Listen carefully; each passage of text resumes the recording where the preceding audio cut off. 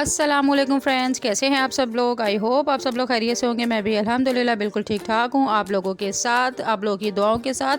और आज हम बहुत ही इम्पॉर्टेंट टॉपिक के ऊपर बात करने वाले हैं। टॉपिक क्या है जी? टॉपिक है जी एक अच्छा दामाद कौन सा होता है और एक अच्छा बेटा क्या होता है।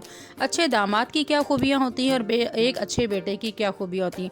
तो इसके ऊपर मैं काफ़ी सारे अपनी जो बात है, अपने जो पॉइंट्स है वो आपके साथ शेयर करूँगी। तो आपने मुझे कमेंट बॉक्स में ज़रूर बताना है कि कहाँ तक मैं सही हूँ या आपकी इस बारे में क्या राय है और आप इस बारे में क्या सोचते हैं। तो वो मैं आपके साथ शेयर करूँगी। उसके साथ साथ जी आज हम अपनी पूरी दिन की रूटीन जो होगी वो मैं आपके साथ शेयर करने वाली हूँ। कुछ बाहर के काम है, कुछ घर के काम है और वो सारी चीज़ें आपके साथ शेयर करूँगी। तो वो भी आप मेरे साथ रहेगा। और अगर वीडियो पसंद आए, मेरी कोई बात पसंद आए, तो वीडियो को लाइक करना मत भूलिएगा। न्यू है मेरे चैनल पर तो चैनल को सब्सक्राइब ज़रूर कीजिएगा और अपना ओपिनियन तो मस्ट आपने मुझे देना ही है। तो जी अब आ जाते हैं जी हम अपने मेन टॉपिक के ऊपर। जब बात होती है ना कि एक दामाद फर्मा बरदार चाहिए, जब भी किसी सास से हम बात करते हैं ना या किसी भी सास की आप राय सुनेंगे तो वो हमेशा दामाद पता है कौन सा चाहती होती हैं। जब मुझे ऐसा लगता है दामाद उन्हें वो चाहिए होता है कि जो उनकी बेटी का ख्याल रखे, उनकी बेटी के पैरों के तले नीचे हाथ रखे। बेटी दिन कहे तो दामाद भी कहे दिन है, और बेटी कहे रात है तो दामाद भी कहे रात है। बेटी के काम करे, नाश्ता बनाए, घर के कामों में हेल्प भी करे, तो वो उसके बारे में जब राय पूछी जाती है तो कहा जाता है जी बड़ा ही प्यारा बेटा है, बहुत ही शरीफ बच्चा है। और बेटा एक गिलास पानी भी बीवी को ला दे तो कहते हैं बेटा बेशर्म हो गया है, बेटा रन मुरीद हो गया है। तो क्या इस बारे में आपका क्या ख्याल है? तो जब एक दामाद आपकी बेटी को नाश्ता पानी कराए, आपके बेटी के काम करे, तो वो बहुत शरीफ और अच्छा होता है। लेकिन अगर आपका बेटा एक गिलास पानी भी अपनी बीवी को पिला दे तो वो रन मुरीद और बेशर्म होता है। तो इन दोनों बातों में तजाद क्यों है, मुझे ये बात थोड़ी सी समझ में नहीं आती। ठीक है, इस बात पे मेरा थोड़ा सा इख्तलाफ है। चले जी बात कर लेते। दामाद अपनी माँ की खिदमत छोड़ दे। अब एक बेटा होता है और एक दामाद होता है। अब मुझे आप लोग ये बताएं कि एक दामाद या बेटे के ऊपर किसकी खिदमत का उसको सवाब मिलेगा? क्या दामाद को अपनी सास की खिदमत करने का सवाब मिलेगा? क्या दामाद अपनी सास का फर्मा बरदार होगा तो वो जन्नत में जाएगा?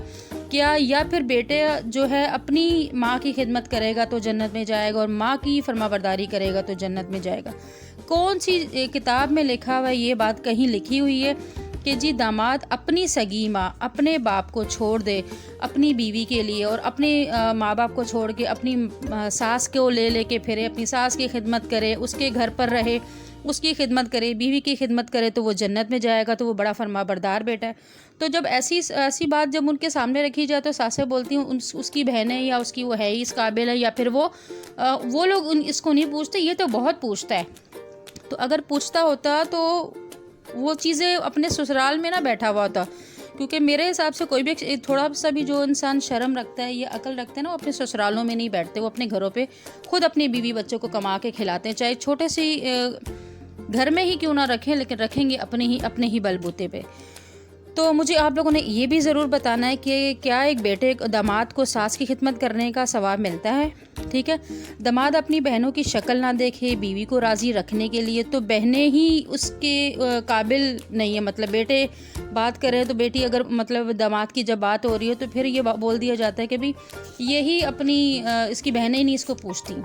और जब आ जाती है बेटों की बात तो बोल देते हैं कि जी अगर बेटा ना पूछे अपनी बहनों को तो बोलते हैं जी बेटियों को हक नहीं देता हमारा बेटा जो है रन मुरीद हो गया है, बीवी के साथ बीवी के आते ही पागल हो गया और बीवी के पीछे पीछे चलता है, जहाँ बीवी चलाती है वहाँ चलता है, उसके अलावा उसे कुछ नज़र ही नहीं आता।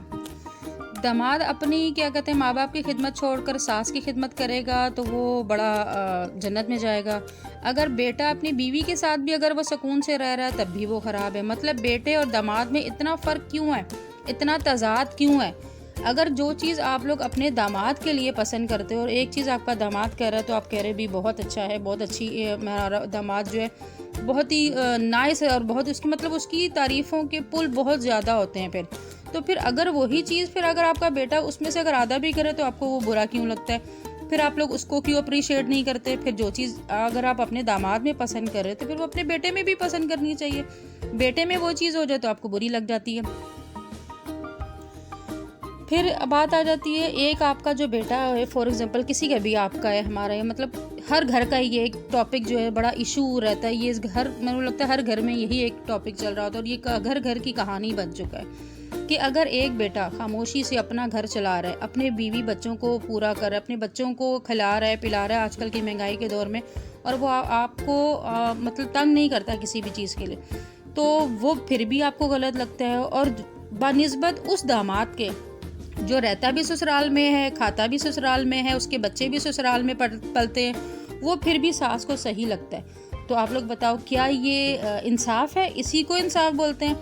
क्या यही इंसाफ के तकाज़ों पे पूरा उतरता है कि मतलब दामाद अगर ससुराल में रह के खाए पिए, उसके बच्चे भी खाएं, वो भी पूरी ज़िंदगी वहाँ पे रहे और मज़े करे, और अपना बेटा जो अपने बाप के घर पे बैठा, ज़ाहिर बात है विरासत में बेटे का भी उतना ही हक होता है, बेटियों से डबल होता है, 2 गुना होता है। ये हर उसमें होता है, मतलब हमारे मज़हब में, इस्लाम में बेटों का 2 हिस्से होते हैं तो बेटी के 1 हिस्सा होता है। लेकिन उसके बावजूद भी बेटा खाली अपने बाप के घर पे रह के बाकी अपनी हर चीज़ खुद कर रहा हो, अपने बच्चों को, बीवी बच्चों को हर चीज़ खुद पूरी कर रहा हो, तब भी वो गलत है। लेकिन अगर आपका दामाद आके आपके घर में भी रहे, अपने सब कुछ करें यहीं से, वो उसको आप फिर भी अप्रिशिएट करें, फिर भी ये कहेंगे जी हमारा दामाद बड़ा अच्छा है, तो क्या यही इंसाफ है? अक्सर एक चीज़, जब भी किसी के घर में नई बहू आती है तो बेटा, ज़ाहिर बात है, एक रवैया इंसान का ज़ाहिर कुछ ना कुछ चेंजिंग तो होती है, ये तो पूरी दुनिया को पता है, सबके साथ हो, हमारी सासों के साथ भी, उनकी सासों के साथ भी, सबके साथ ही है।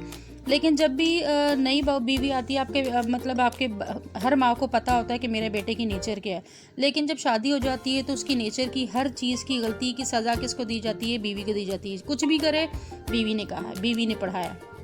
फिर एक सबसे बड़ा इल्ज़ाम ये होता है कि भाई बीवी ने तावीज़ कर दी है जो मेरा बेटा ज़न-मुरीद हो गया।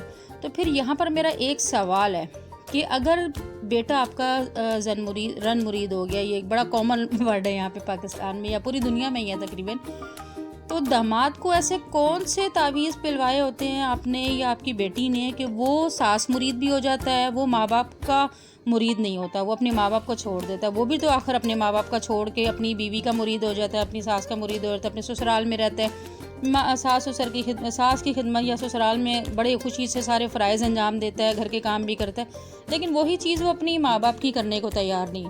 तो उसको किसने और कौन से तावीज़ पिलाए हुए होते हैं?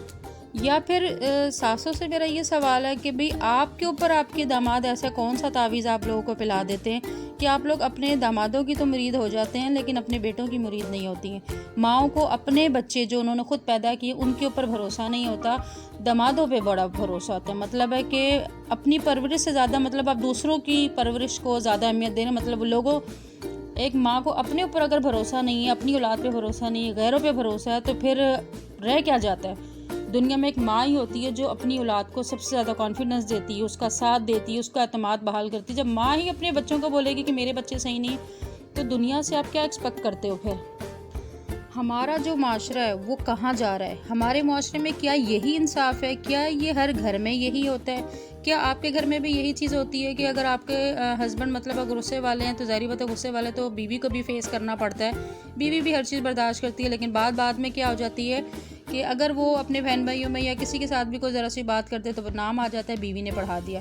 तो मुझे उनसे भी एक सवाल है कि क्या शादी से पहले आपका बेटा शीरीनी मुँह से उगलता था, या वो गूंगा था, या वो बोलता ही नहीं था, या उसे नज़र नहीं आता था, या फिर उस टाइम का जो गुस्सा था वो खुद से करता था और बाद में बीवी ही करवाती है? तो फिर अगर बीवी करवाती है तो फिर आपकी बेटी और दामाद के बारे में भी यही होना चाहिए, जो आज अपने घर वालों को छोड़ के बैठा है वो भी फिर बीवी के कहने पर ही छोड़ कर बैठेगा।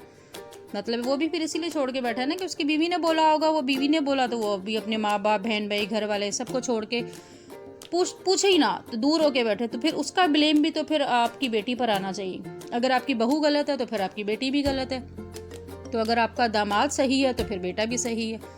तो ये दामाद में और बेटे में इतना तज़ाद क्यों, इतना फ़र्क क्यों? क्या ये इंसाफ की उस पर पूरा उतरता है? फिर मेरा एक और सवाल है कि अगर एक झाड़ू पोछे मारने वाला दामाद अच्छा होता है, बेहतर होता है, और दूसरा जो आपका बेटा है वो अपनी जिम्मेदारियां उठाए, अपनी बीवी बच्चों को मेहनत से कमाए, पाले, सब कुछ करे, किसी के आगे हाथ ना फैलाए, वो फिर भी बुरा होता है, तो ऐसा क्यों? क्या ये सही? क्या वाकई एक दामाद वही अच्छा है जो ससुराल में रहे, ससुराल के काम करे, खिदमत करे, बीवी की खिदमत करे, बीवी को नाश्ते बना के दे और अपने माँ बाप को छोड़ दे? क्या वही वाकई ही वही दामाद अच्छा होता है? अगर वही अच्छा होता है तो आपने मुझे ज़रूर बताना कमेंट बॉक्स में। और बस यही मेरा आज की जो वीडियो में आपका क्या ओपिनियन है, मुझे अपना ओपिनियन कमेंट बॉक्स में मस्ट दीजिएगा। मुझे इंतज़ार रहेगा कि आप लोगों का इस बारे में क्या राय है और आप लोगों का इस बारे में क्या एक्सपीरियंस है। तो मैंने आपके साथ शेयर की। इंशाल्लाह नेक्स्ट वीडियो में आपके साथ दोबारा मुलाकात होगी। दुआ में मुझे याद रखेगा। अल्लाह हाफ़िज़।